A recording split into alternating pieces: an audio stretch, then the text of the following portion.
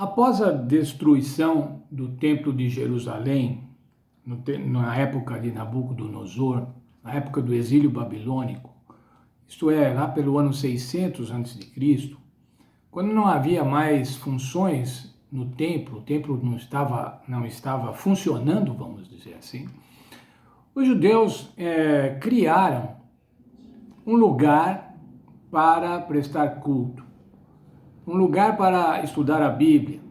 Esse lugar, que era definido em cada cidade, em cada localidade, são as sinagogas. As sinagogas têm origem nesta época.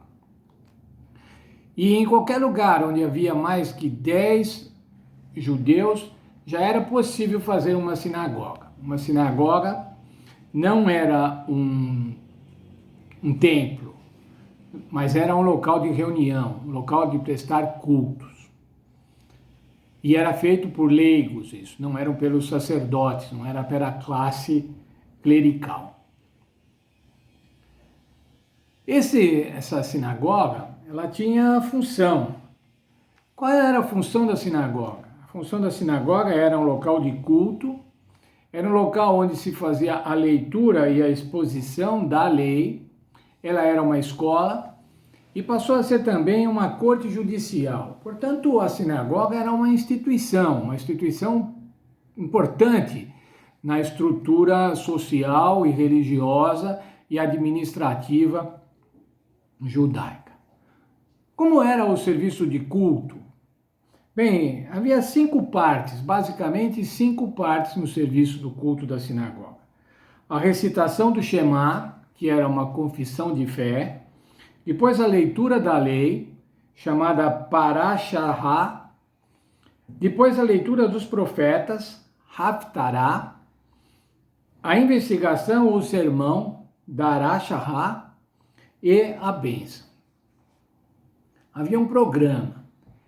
E os judeus se encontravam na sinagoga regularmente, religiosamente, aos sábados.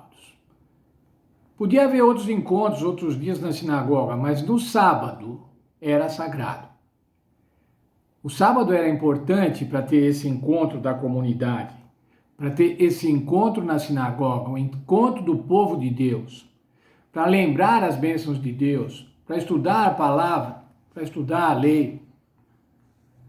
E no tempo de Jesus era exatamente assim. No tempo de Jesus, as sinagogas já tinham, a instituição da sinagoga já tinha 6 séculos. E agora então, irmãos, Jesus ia às sinagogas.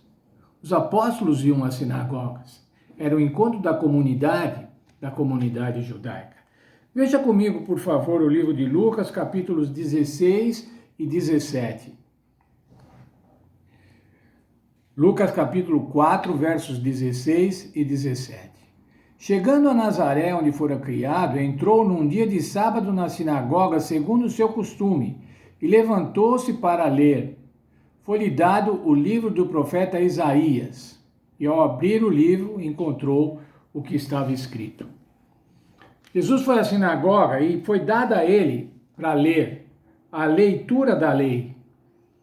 Ele estava participando ativamente num sábado, como diz aqui a Bíblia, como de costume. Era costume de Jesus ir à sinagoga no sábado. O apóstolo Paulo também ia às sinagogas. Vamos ver Atos capítulo 13, versos 14 e 15. E saindo de Perge, chegaram a Antioquia da Pisídia. Entrando na sinagoga, num dia de sábado, assentaram-se. E depois da lei e dos profetas, mandaram-lhe dizer os principais da sinagoga: Irmãos, se tendes alguma palavra de consolação para o povo, falai.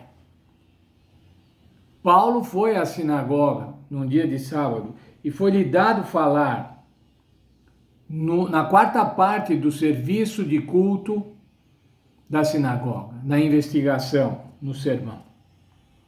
Mais ainda, veja o verso 16, capítulo 16, verso 13. Capítulo 16, 13. No dia de sábado, saímos para fora das portas, para a beira de um rio, onde julgávamos haver um lugar de oração. Lá na Macedônia, não tinha sinagoga, mas Paulo, no sábado, falou assim, vou encontrar alguém, deve ter um povo orando. E ele foi à beira do rio, julgando lá ter um povo orando, e encontrou realmente uma pequena comunidade que se reunia no sábado para orar. Se olharmos mais ainda, irmãos, ao longo do livro de Atos, nós vamos ver várias vezes os apóstolos, o apóstolo Paulo e outros, nos sábados, indo à sinagoga. Por exemplo, Paulo passou 3 sábados na sinagoga de Tessalônica. No capítulo 18, no verso 4, diz lá que ele passou todos os sábados em Corinto.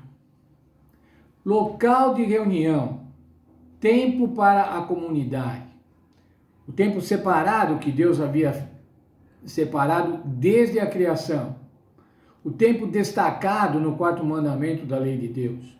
Era esse tempo, irmãos, que era utilizado para a comunidade dos crentes, para estudarem a palavra, para se animarem mutuamente. As igrejas, irmãos, são inspiradas nas sinagogas. A nossa igreja, a Igreja Adventista do Sétimo Dia, se encontra a cada sábado.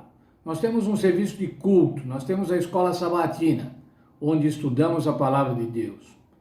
Nós temos um culto divino, chamado culto divino, que é um culto de louvor, que é o estudo da palavra de Deus, dirigido pelo pastor ou por um dos anciões da igreja. Esse, irmãos, é plano de Deus. Por isso que eu não canso de falar, nós devemos amar a igreja, irmãos, nós devemos amar os serviços da igreja, amar a escola sabatina, que apresenta um estudo sistemático da palavra de Deus. Eu gosto muito, irmãos, muitíssimo, de dividir com os irmãos esses estudos da escola sabatina a cada dia. A lição da escola sabatina, a lição da escola sabatina de cada dia. O sábado, irmãos, proporciona uma experiência educacional. A igreja é a base para essa experiência educacional, religiosa. Nós não temos podido nos reunir livremente, como sempre fazíamos. Estamos sentindo muita falta dessa reunião. Por quê, irmãos? Porque a sinagoga, a igreja, é plano de Deus. Plano para que seus filhos se encontrem, para que a comunidade de crentes se encontre e aproveite este presente de Deus, que é um período onde não há trabalho, onde não há lida, onde não há conversas vãs, mas o estudo da palavra de Deus. Que Deus nos abençoe, irmãos, e que a gente entenda e aproveite as horas do sábado para um encontro da comunidade, para um encontro educacional com a comunidade. E assim, irmãos, seremos bem-aventurados, seremos felizes ao cumprir e aproveitar o plano de Deus para a comunidade dos crentes.